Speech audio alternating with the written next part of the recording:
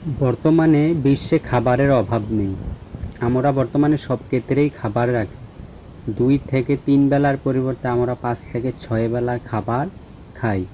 ফলে বেশি খাবারে আমাদের বেশি রোগ ব্যাধি হচ্ছে। বার্গার, কাচ্চি, পিৎজা, বিরিয়ানি এবং নানান ধরনের ড্রিঙ্কস আমরা বেশি চয়েস করি। ফলে এসব খাবারে আমরা সুস্থ থাকার পুষ্টির পরিবর্তে আমরা পাই চর্বি, লবণ এবং চিনি, যা আমাদের জন্য অনেক ক্ষতিকর। বেশি খাবার আমাদের শরীরে বেশি রোগব্যাধি সৃষ্টি করে, যা আমরা প্রতিনিয়ত ভুলে যাচ্ছি। আর আমরা প্রতিদিনই কোনো না কোনো খাবার গ্রহণ করছি, বিপুল পরিমাণে খাবার গ্রহণ করছি, যা আমাদের শরীরের জন্য অনেক ক্ষতিকর। আমরা দিন দিন পরিশ্রম বিমুখ হয়ে যাচ্ছি। যান্ত্রিক লাইফে বডি মুভমেন্ট খুবই কমই হচ্ছে। ফলে শরীরে বাড়ছে জটিল জটিল ব্যাধি, যা আমাদের শরীরের জন্য অনেক ক্ষতিকর।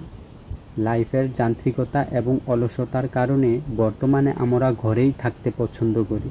রোদে যাওয়ার সময় পাই না বা যাই না। ফলে ভিটামিন ডি এর অভাবে আমাদের শরীরে নরমাল ফাংশন ব্যাহত হয়ে অনেক জটিল লাইফ ডিজিজ হচ্ছে। আমাদের প্রতিদিন রোদে যাওয়া প্রয়োজন ছিল, অথচ আমরা তা একদম করছি না। আমরা ঘরেই বসে থাকি এবং রোদ আমাদের কাছে এমন অসহ্য হয়ে উঠেছে যে আমরা রোদে গেলেও ছাতা নিয়ে যাই। অথচ আমাদের শরীরের মধ্যে ভিটামিন ডি এর জন্য রোদ লাগানো প্রয়োজন ছিল। ব্যাংক সুদ। বর্তমানে আমাদের ইনকামের অন্যতম ওয়ে হচ্ছে ব্যাংক সুদ। আর হারাম খাদ্যে পরিপুষ্ট দেহে পাচ্ছে নানান জটিল ব্যাধি।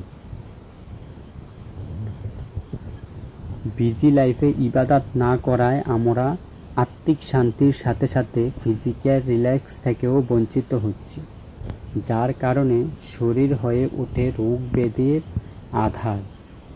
আমরা আমাদের ভালো কাজ থেকে দিন দিন দূরে সরে যাচ্ছি।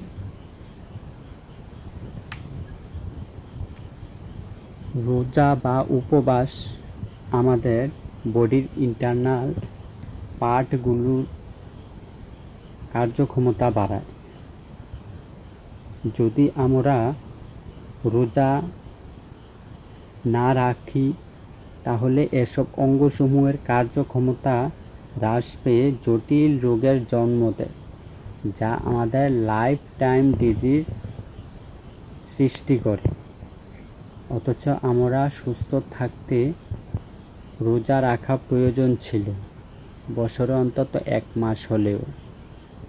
তাই আমরা বর্তমানে বেশি বেশি রোগ ব্যাধি থেকে বেঁচে থাকার জন্য আমাদের উচিত উপরোক্ত বিষয়সমূহের মধ্যে নজর দেওয়া এবং প্রাকৃতিক খাবার, এমনকি কম খাবার গ্রহণ করা, বডি মুভমেন্ট করা, রোদে যাওয়া, ইবাদত করা।